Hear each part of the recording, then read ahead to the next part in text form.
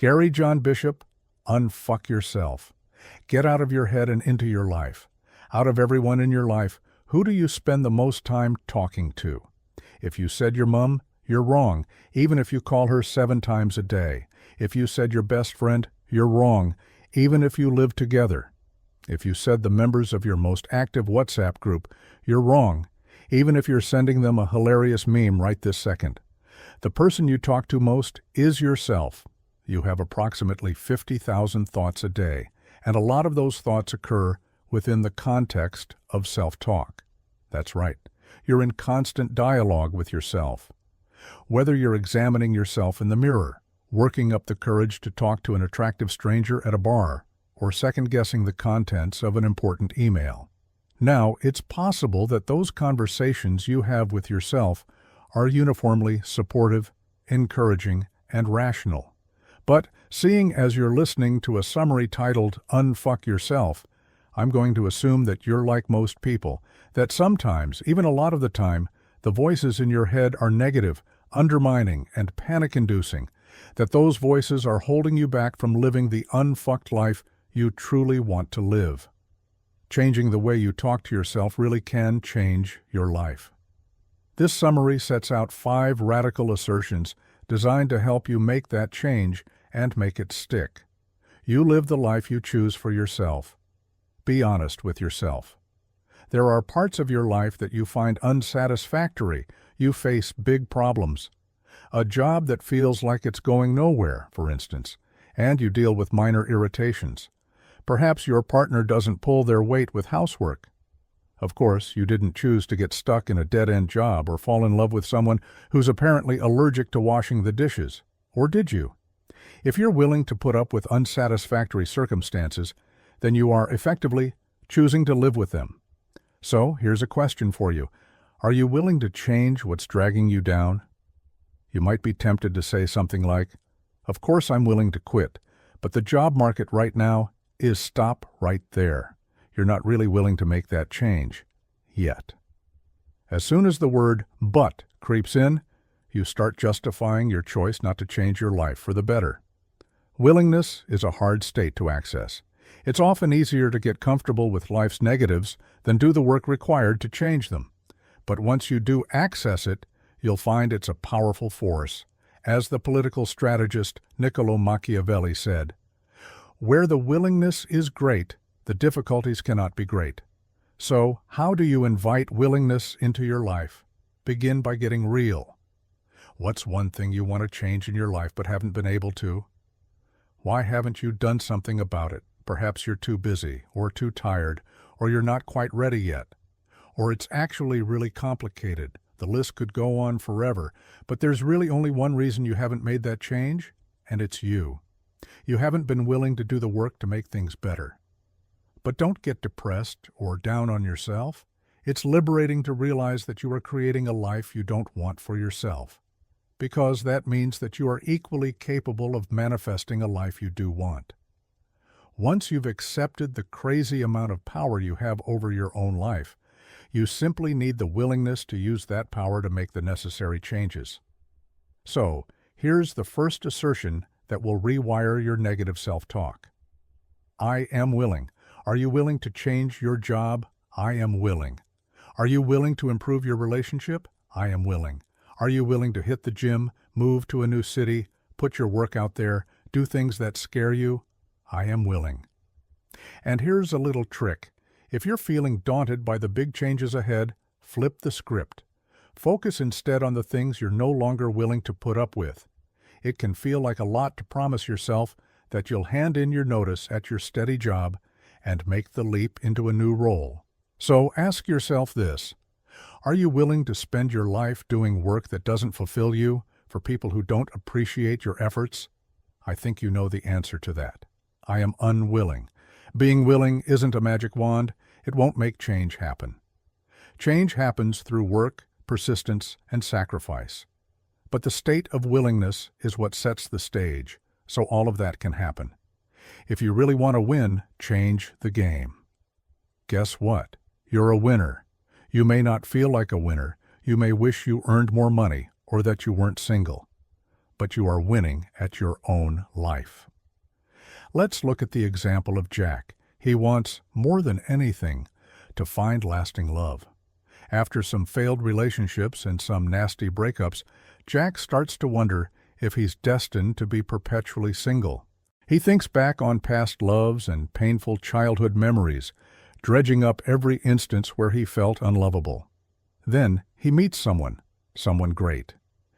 It's not long before Jack and his partner are exchanging those 3 little words, "I love you." But then things start to fall apart, as they always do for Jack. Minor irritations turn to full-blown fights.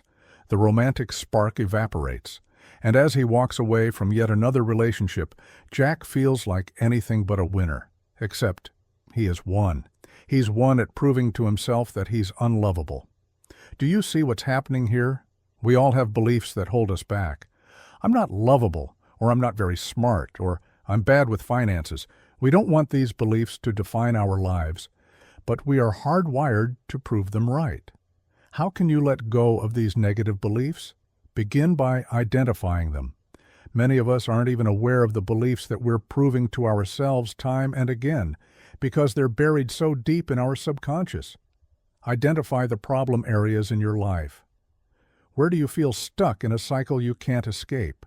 See if you can unearth the win that's happening there. What belief are you proving to yourself through your behavior? Now, here's the hard part. To overcome that belief, you have to prove it wrong. Let's say you believe that you're a chronic procrastinator. Every time you scroll through social media instead of working, you prove that belief to yourself. To prove yourself wrong, you have to stop procrastinating. You know what you need to do. Get organized, take charge of your time, cultivate discipline. But first, you need to silence your inner saboteur. Crowd out that unhelpful belief by filling your mind with positive, constructive thoughts. Specifically, I want you to visualize in detail how you'll overcome your negative beliefs. Make a game plan. What will you do when you feel the urge to procrastinate? List the techniques you'll use to overcome that urge. Installing an internet blocker, for example, or allowing yourself a reward for every 90 minutes of focused work. And don't stop there. Imagine how good you'll feel when you swap procrastination for productivity. List the projects you'll finish. Make a plan for the fun things you'll do when you're not wasting hours upon hours avoiding work. Project a future version of yourself who has overcome the tendency to procrastinate. How do they feel? What have they accomplished? The more you fill your mind with positive, proactive thoughts about how you'll overcome your negative belief, the less room you give that belief. And whenever you feel those old negative beliefs creeping back in, remember this assertion: I am wired to win. Just make sure the game you're winning is the one you really want to play. Got a tough problem? Get some perspective. The bad news is, no matter how positive your mindset, life is still going to throw some heavy shit at you. Relationships will break down. People will die. You'll have to deal with trauma, health problems, financial setbacks, and more. Positive thinking won't protect you from any of it, but here's the good news. When life happens, your mindset can powerfully frame your response. With a negative mindset, one problem can be enough to blow your entire life off course. Stress from a financial crisis, for instance, can seep into other areas of your life. You'll find yourself snapping at your partner over what should be a pleasant dinner and underperforming at work. Soon you'll catch yourself thinking things like, "My life is so hard, and I can't catch a break." Cultivating a positive mindset, on the other hand, lets you deal with your challenges without sliding into depression and hopelessness.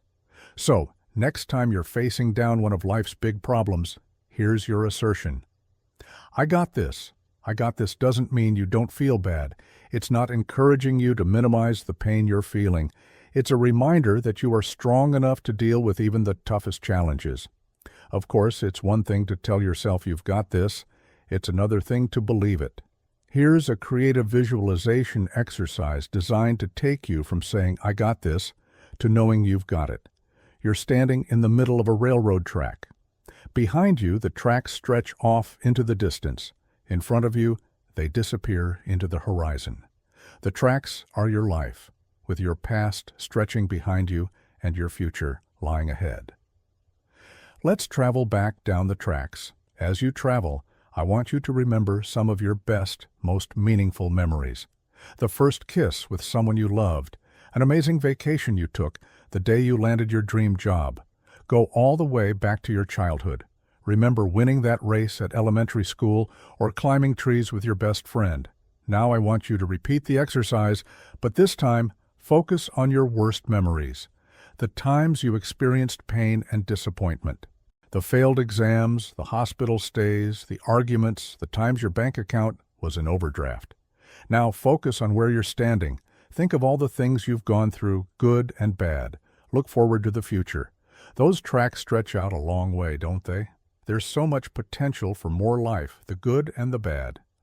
It'll be trials and tribulations, but also new experiences. Maybe you'll hold your newborn child in your arms, travel to a destination you've always dreamed of, meet someone who makes your heart sing. The point is, you've already overcome so many problems. A lot of them may have felt insurmountable and stressful at the time, but now you struggle to remember why. You'll overcome this problem too. Soon it will be a distant stop on the railroad tracks of your life, and you'll be dealing with new challenges and experiencing new joys. Applying a dose of perspective is a great way to remind yourself of all the obstacles you've already overcome. You've got this. You've handled tough stuff before. You can handle it now. Make friends with uncertainty. Odds are you're an addict. Every time you check the weather forecast, read up on trends in the stock market or per-use election polls, you're trying to satisfy a craving. Your drug of choice? Certainty. Put simply, we like knowing what's going to happen next. But here's why you need to quit certainty cold turkey. Certainty is the enemy of new. Think about it. Nothing new ever happens without a degree of uncertainty. Whether you're putting yourself out there to make new friends or taking a risk at work to reach new professional heights, you invite uncertainty in. You don't know how your boss will respond to your so wacky it might just work idea. And if your fear of uncertainty outweighs your desire to pitch a brilliant idea, you'll never know. A life without uncertainty is stagnant. If you want to orient your life toward opportunity, possibility, and growth, start with this assertion. I embrace the uncertainty. Let's go deeper. What's stopping you from embracing uncertainty? Many people are uncertainty averse because they want to avoid situations that open them up to judgment. We don't want people to think we're awkward or weird or a failure. I'd like to tell you that if you put yourself out there, people would applaud you for taking risks and your courage would be rewarded. But I'd be lying. Still craving a hit of certainty? You're craving something that doesn't exist. We live in a chaotic universe. You can do everything in your power to avoid uncertainty, then walk out your door one day and get crushed by a falling piano. Certainty is an illusion, a meaningless security blanket. Uncertainty, not certainty, is guaranteed. So you might as well get cozy with it. And really, why wouldn't you want to get better acquainted with uncertainty? It's a pretty amazing place, though it has its pitfalls. All your wildest dreams and best experiences are waiting for you there, so don't let fear stop you from discovering them. Thoughts don't define you. Actions do. Changing your thinking is the most important thing you can do to bring about changes in your life, right? Well, I'm about to tell you something that contradicts that. Thoughts aren't important. Actions are. Let's unpack that a bit. The reason I want you to change your thinking is that adopting a practice of positive self-talk will motivate you to translate those positive thoughts into positive actions. But even consistently positive, supportive, pragmatic, and resilient self-talk will not eliminate thoughts grounded in fear and doubt from your mind. Those thoughts will always creep in. And some days, when things feel especially dark, none of the assertions that we've already discussed will work to hold those thoughts at bay. So what should you do? It's simple. Ignore your thoughts and act anyway. At the very start of this summary, you learned you have over 50,000 thoughts a day.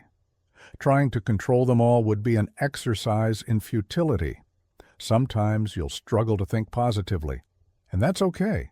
You don't need to feel positive. You just need to act as if you do. Let's say you're asked to present at an important conference. It's a huge opportunity for you. But negative thoughts immediately start creeping in. You hate public speaking. You don't have time to pull together a paper. You'd look inept compared to other, more experienced presenters. You try and reframe those negative thoughts using positive self-talk. But it's just not working. What do? Decline the invitation? Nope. You sit with all those confidence-eroding thoughts, and then you stand up and give the presentation anyway. Acting in spite of negative thoughts will achieve a few things. First, acting like you're confident, even when you aren't, can perform a weird magic trick on your brain. It can make you think and feel more confident than you were before. Most times, you can think positively in order to start acting positively. But sometimes, you need to act positively before you can start thinking positively. Second, once you're engaged in acting out a task, you have less brain space to sit with your negative thoughts. Simply doing the thing you don't want to do can distract you from thinking you don't want to do it. Third, it's highly likely that once you start doing the thing you were avoiding, it won't be as bad as you feared. And this sends positive feedback to your brain. If you give that conference presentation and no one laughs in your face and your pants don't fall down in the middle of it, well, that's not just a win on the day, it's a win for the future too. Because next time you're asked to stand up and talk in public, your brain will remember that actually, it didn't go too badly last time. So here's your final assertion. I am not my thoughts, I am what I do. Repeat as needed, then get out and start doing.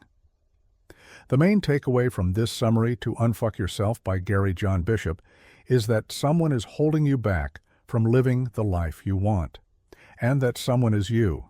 Your negative self-talk and self-critical beliefs are dragging you down. Using powerful positive assertions can help you change the way you think and change your life.